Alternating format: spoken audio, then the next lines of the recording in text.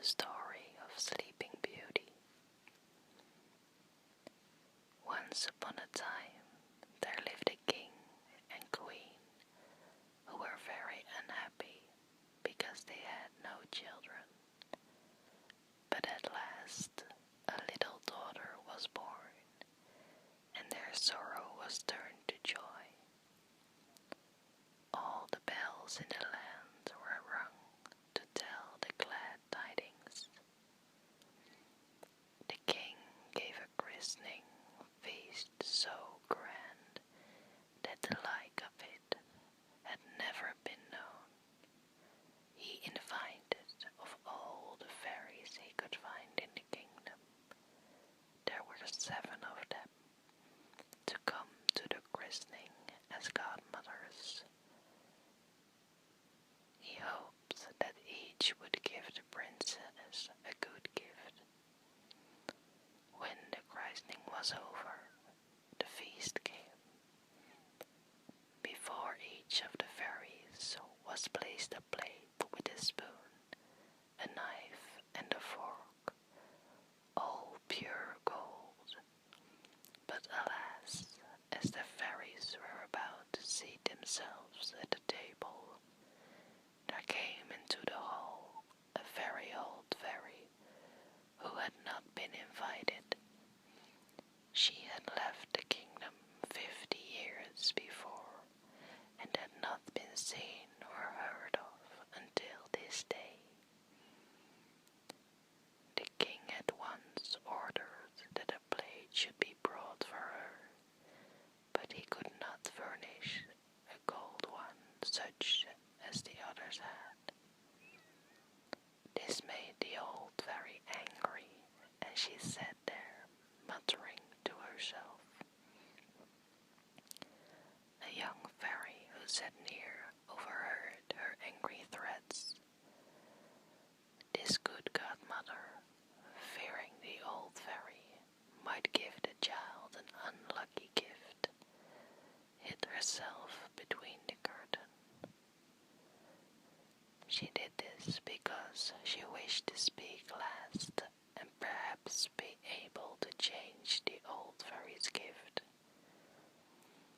At the end of the feast, the youngest fairy stepped forward and said, "The princess shall be the most beautiful woman in the world." The second said, "She shall have a temper as sweet as an angel." The third said, "She shall have a wonderful grace in all she does or says."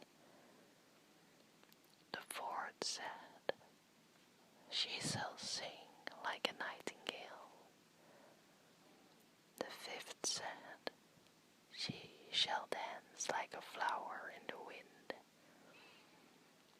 The sixth said, "She shall play such music as was never heard on the earth." Then the old fairy's turn came. Shaking her head spitefully, she said, "When the princess is 17 years old, she shall prick her finger with a spindle, and she shall die." At this all the guests trembled, and many of them began to weep. The king and queen wept loudest of all. Just then the wise young fairy came from behind the curtain and said, "Do not grieve, O king and queen. Your daughter shall not die. I cannot undo what my elder sister had done.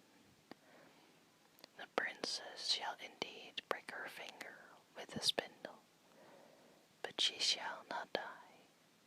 She shall fall into a sleep that will last 100 years. At the end of that time, a king's son will find her and awaken her." Immediately, all the fairies vanished. The king, hoping to save his his misfortune, commanded that all spindles should be burned. This was done, but it was all in vain. One day, when the princess was 17 years of age, the king and queen left her alone in the castle. She wandered about the palace and at last came to a little room in the top of the tower. There an old woman, so old and deaf that she had never heard of the king's command, sat spinning. "What are you doing, good old woman?" asked the princess. "I am spinning, my pretty child."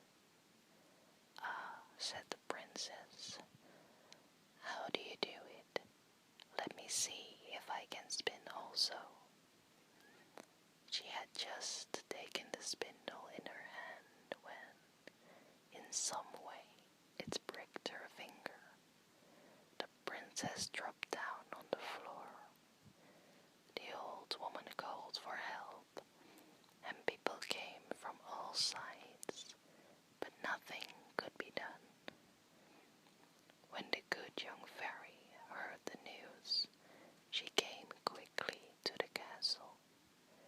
She knew that the princess must sleep 100 years, and would be frightened if she found herself alone when she awoke.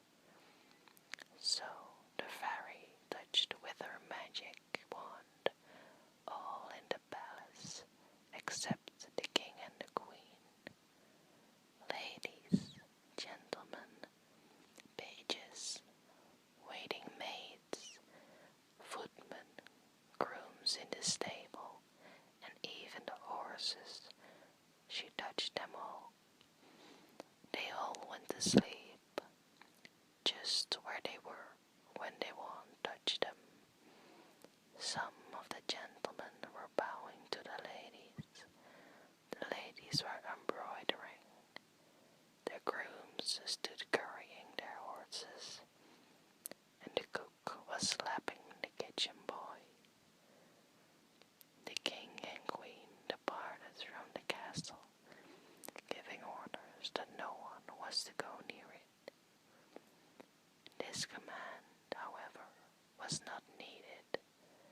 In a little while there sprang around the castle a wood so thick that neither man nor beast could pass through.